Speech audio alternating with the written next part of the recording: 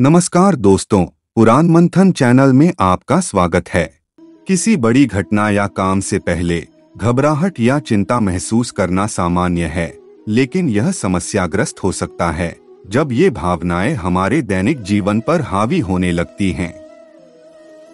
यदि आप भविष्य को लेकर चिंतित हैं, तो यह निश्चित रूप से कमजोरी का संकेत नहीं है, बल्कि हमारा दिमाग पूर्वानुमान लगाने और आगे की योजना बनाने के लिए बना है।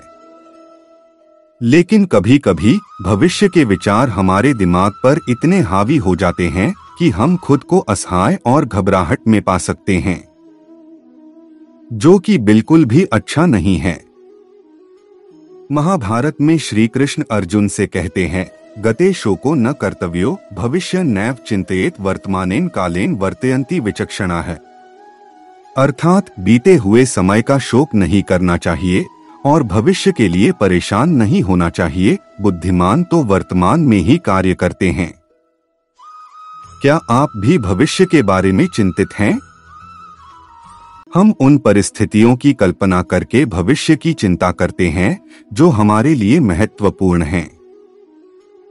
जैसा आपने सोचा है, भविष्य में वह स्थिति हो भी सकती है और नहीं भी। लेकिन उन चीजों की नकारात्मक कल्पना करके हम सब कुछ बर्बाद कर देते हैं। विचार कीजिए, क्या कोई कल है?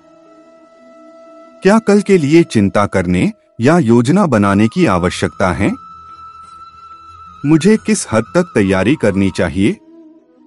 हम कल को ध्यान में रखकर आज काम करते हैं, तो क्या मुझे कल के लिए कुछ भी नहीं करना चाहिए? क्या इससे मेरी सभी जरूरतें पूरी होंगी?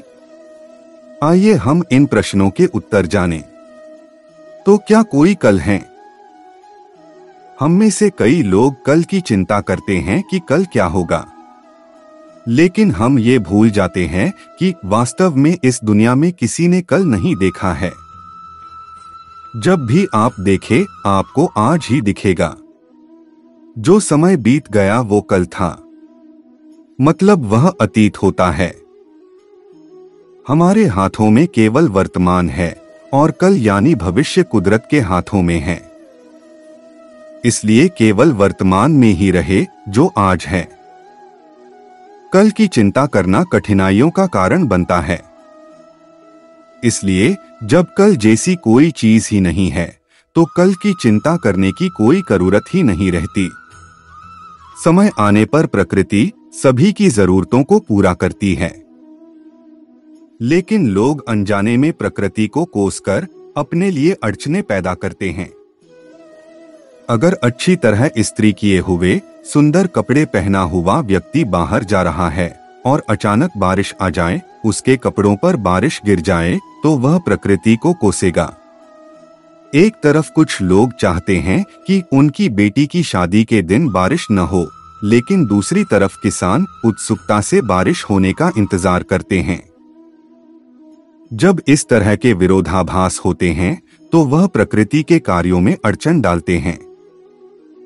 यह ब्रह्मांड आपकी भावनाओं और प्रकृति के विभिन्न चरणों के बीच के समायोजन के अनुसार कार्य करता है। इसलिए प्रकृति के काम में खलल न डालें। आपको सब स्वाभाविक और अनायास से प्राप्त हो जाएगा। क्या लोग कभी इस बात की चिंता करते हैं कि क्या कल सूर्योदय होगा या नहीं होगा? अगर वे इसकी चिंता करने लगे तो क्या होगा? भविष्य पर हमारा कोई नियंत्रण नहीं है। जब सभी संयोग एक साथ मिलते हैं, तभी कोई घटना घटती है। लेकिन आप कार्य को पूरा करने के लिए जरूरी सभी संयोगों में से एक एविडेंस हैं। यदि आप इच्छुक हो तो आपके संयोग मजबूत होंगे। इसीलिए कहा जाता है, जहां चाह वहां राह। आपके सामने खड़े हो रहे उन विभिन्न संयोगों को देखें और उस दिशा में अपने सारे प्रयास लगाएं। प्रकृति का नियम है कि जब आप कोई चिंता नहीं करते हैं, तो आप कुदरत के कामों में बाधा खड़ी करना बंद कर देते हैं। हमें एक दृष्टिकोण विकसित करना चाहिए कि हमारे रास्ते में जो भी आए, उसे हम स्वीकार कर सके। आपके साथ जो कुछ भी होता है, वह यथार्थ है, उसे स्वीकार करें। कवि जयशंकर प्रसाद ने कामायनी में एक बड़ी अच्छी बात लिखी है। प्राणी निज भविष्य की चिंता में वर्तमान का सुख छोड़े। दौड़ चला है बिखराता सा अपने ही पथ में रोड़े। इसका आशय यह है कि जो भविष्य है ही नहीं, हम उसके बारे में चिंता में लगे रहते हैं, तो जो बीत गया उसके बारे में चिंता करते रहते हैं। इस प्रकार हम अपना वर्तमान भी खराब कर लेते हैं। आज हम कितना कुछ एकत्र कर रहे हैं, यह सोचकर कि हमें कल सुख मिलेगा, लेकिन इसके लिए आज कष्ट मोल रहे हैं। इससे भी अधिक कोई कष्ट आने वाला है क्या? यदि आने वाला है तो हम सहेंगे।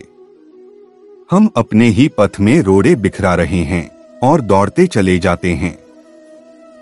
हम ऐसा क्यों नहीं कर पा रहे हैं कि भविष्य की चिंता छोड़ वर्तमान में जिएं? इसका कारण है अहंकार। अहंकार कहता है कि आप भूत में जिएं, और हमने तो नई पीढ़ी को भी भूत में जिलाकर नष्ट कर दिया। यह कितनी बड़ी विडंबना है कि हम अपने बच्चों को ले जाकर खंडहरों में छोड़ देते हैं और कहते हैं कि आप अपना भविष्य खोजें। पीछे की ओर दौड़ाकर हम उन्हें कहते हैं कि आप आगे बढ़े। हमारे जीवन में निराशा और चिंताएं हैं, तो फिर इस जीवन को लेकर हम क्या करेंगे? हम तो प्रत्येक चीज में नकारात्मक होते चले जा रहे हैं।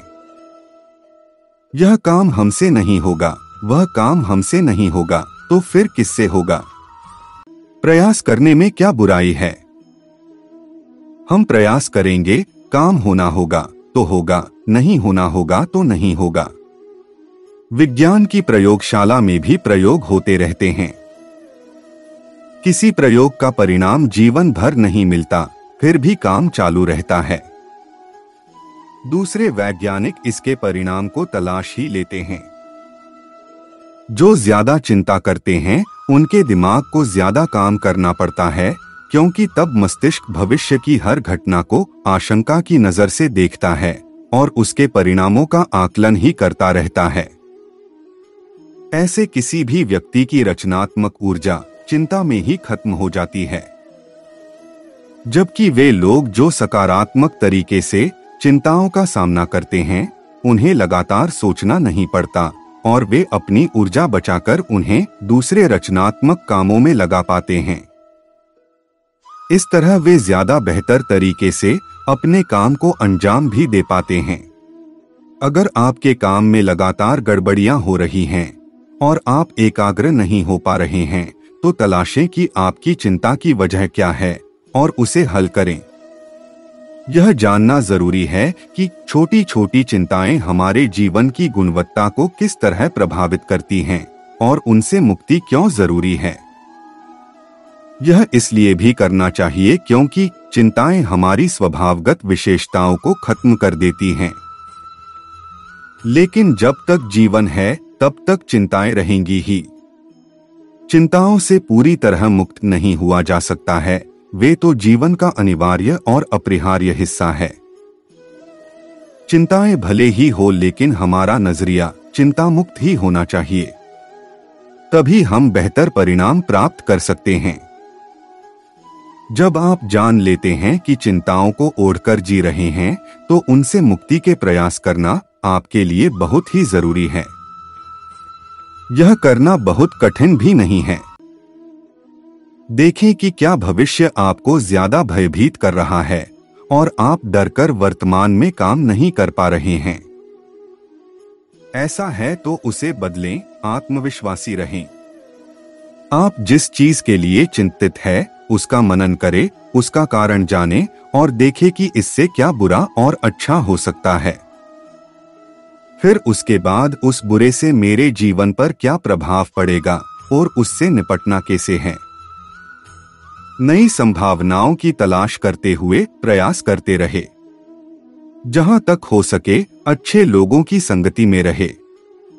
उनके सानिध्य में रहने से कठिन परिस्थितियों में भी हमें अच्छे मार्ग पर चलने की सहायता मिलती है और बुरा वक्त जल्दी निकल जाता है।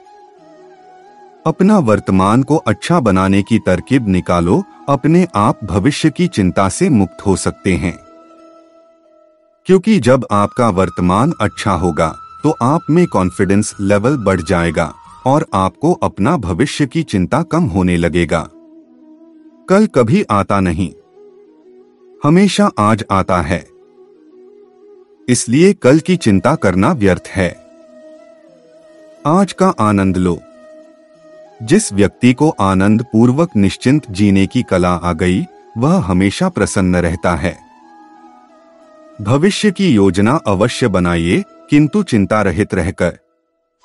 भविष्य के प्रति चिंता का सिर्फ एक ही कारण है, वो है हमारा भय। भय से मुक्त हुए बिना हम चिंता से मुक्त नहीं हो सकते। और भय से मुक्ति का भी एक ही उपाय है, हमारा परिपूर्ण होश में रहना, मोटिवेटेड रहना। चिंता और चिंतन में बड़ा भेद है।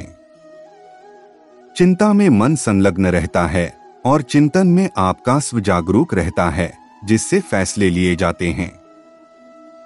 और मुट्ठी भर लोग अत्यंत प्रज्ञावान और विवेकी होते हैं, जो नितांत वर्तमान में पूरे होश के साथ जीते हैं और अपने जीवन का असल मकसद पूरा करने में सफल होते हैं।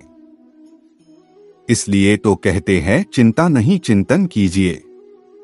मोटिवेशनल स्पीच सुने, पुस्तकें पढ़े।